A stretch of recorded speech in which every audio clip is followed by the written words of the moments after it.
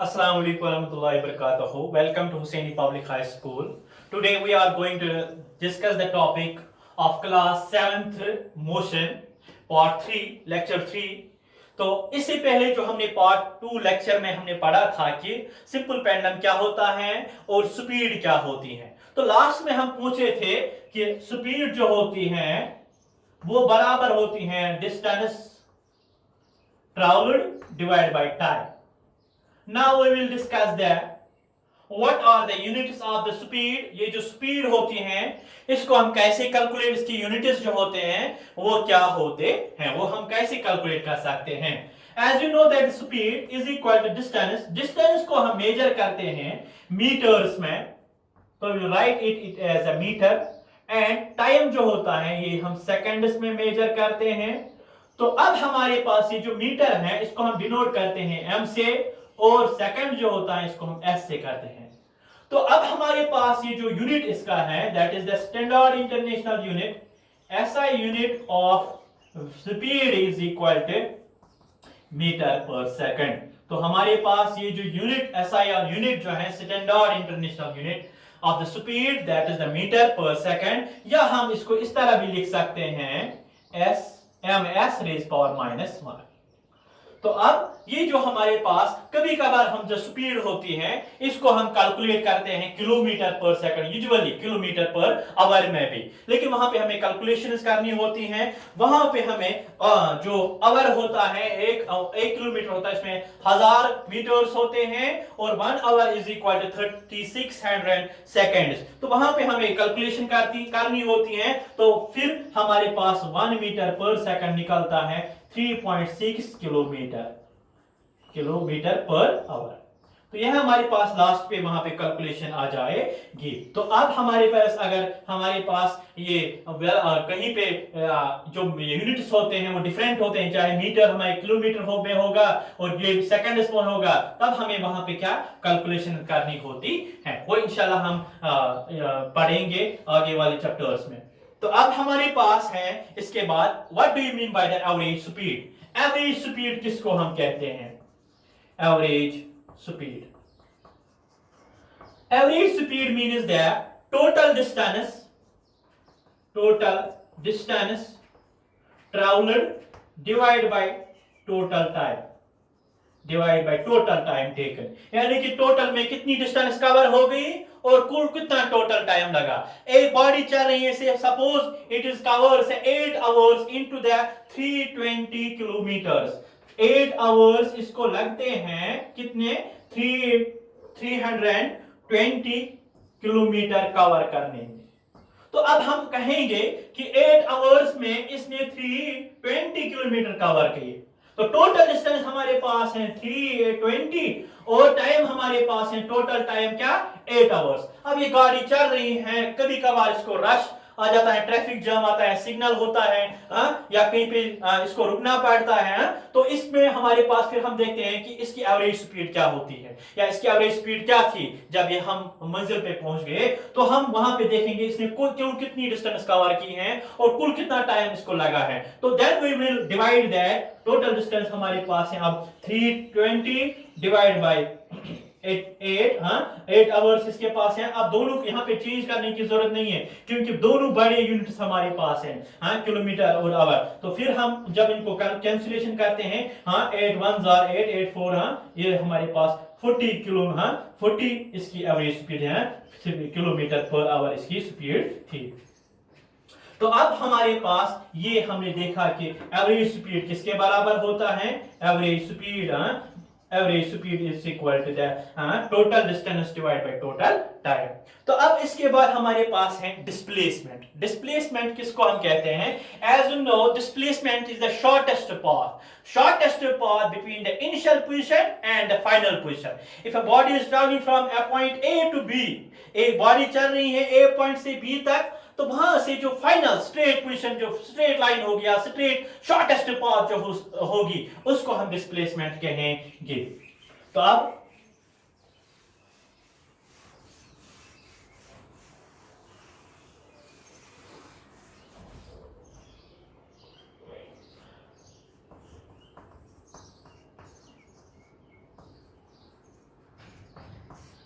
here the displacement is the shortest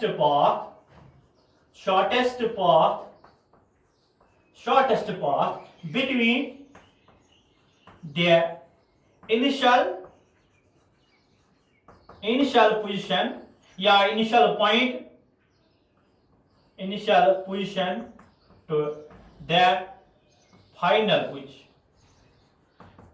position. Initial position से final position तक shortest path जो होती हैं उसी को हम डिस्प्लेसमेंट कहते हैं. सपोज ये जो हमारे पास डिस्प्लेसमेंट है, it will not depend upon the path through which it is followed, through which the body is moved. It will depend upon it their shortest path, straight line. तो इसको समझने के लिए हम थोड़ा सा यहाँ पे एग्जांपल्स लेंगे. Let us suppose here is a body A and it is moving, it has to go the point to the C. तो आप पहले जा रही हैं B की ओर और B से जा रही हैं C की ओर. तो यहाँ पे C पॉइंट है तो ये C तक जा रही हैं.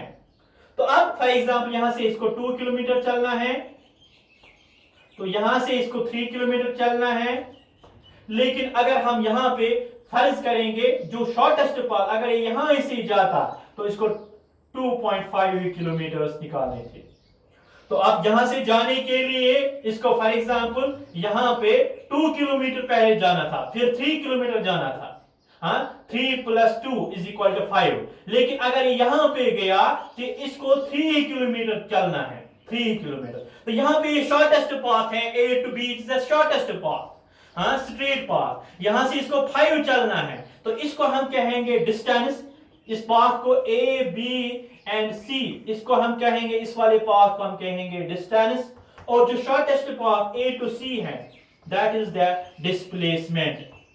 तो डिस्प्लेसमेंट क्या होता है, इसमें पर्टिकुलर एक डायरेक्शन होती है, डिस्टेंस में डायरेक्शन नहीं होती है. तो ये किसी भी रास्ते से भी चल सकता है. It may follow this path, this and then will go here. तो अब यहाँ पे डिस्प्लेसमेंट में खाली क्या होता है, it is the shortest path between the initial and the final position. तो अब ये जो डिस्प्लेसमेंट होता है, ये डिस्प्लेसमेंट कभी जीरो भी हो सकता है. Let us suppose the body is moving from A point and it is going in circular form. या सर्कुलर फॉर्म में जा रही हैं और बी पोजीशन भी इसकी ही है. तो here the shortest position and the initial position are the same. तो here the displacement is zero. Displacement is here zero. मगर ये जो इसका डिस्टेंस है वो इसका सर्कमफ्रेंस ऑफ दिस सर्कल. तो अब डिस्टेंस और डिस्प्लेसमेंट में यही फर्क होती है. Distance is the shortest path between the initial position and the final position, while there is the distance is the actual path, is the length of the actual path. और distance में क्या होता है, इसमें डायरेक्शन नहीं होती है और डिस्प्लेसमेंट में पर्टिकुलर डायरेक्शन होती है. It will not depend upon the path followed by that object. अब हमारे पास है velocity.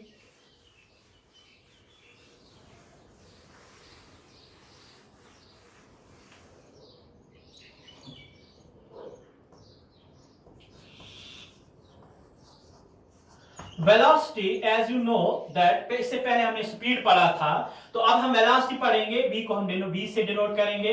Velocity is the rate of change of displacement. Rate of change of displacement. Displacement as you know now that is the shortest path. तो rate का मतलब होता है with respect to time. Therefore we can write it as velocity is equal to displacement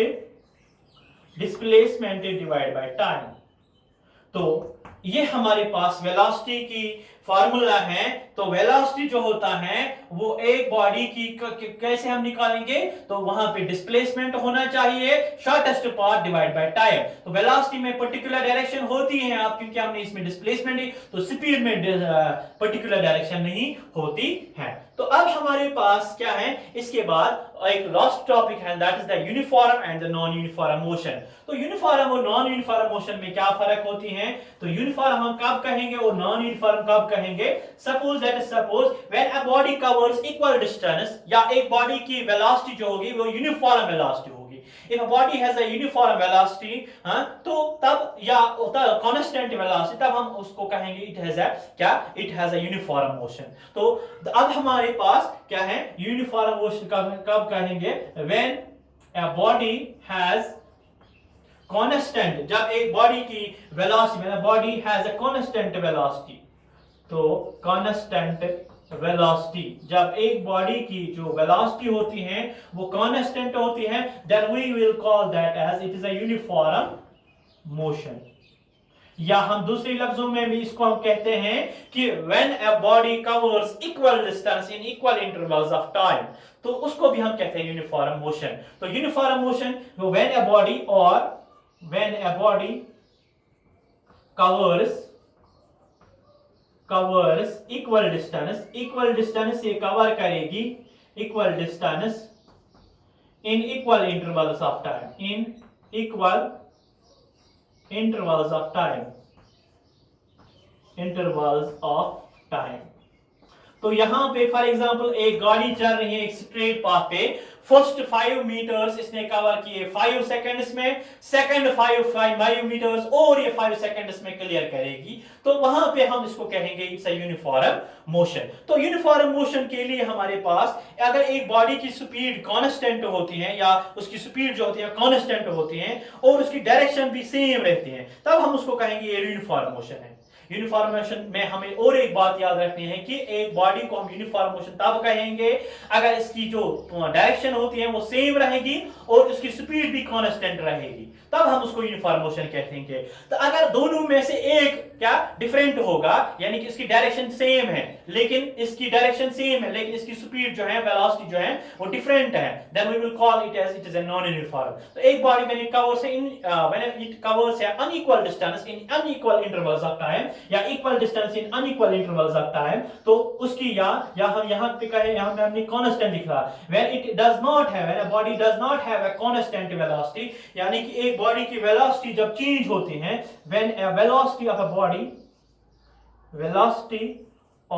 body change, जब एक body की velocity क्या हो जाती है, चेंज हो जाती है, तो हम उसको कहेंगे it's a non uniform motion. Non uniform motion तब हम कहेंगे कि अगर एक बॉडी की स्पीड सेम रहती है, वेलोसिटी सेम रहती है, या velocity remains the same, velocity same रहती है, हाँ, बट डायरेक्शन चेंज, अगर डायरेक्शन उसकी चेंज होगी,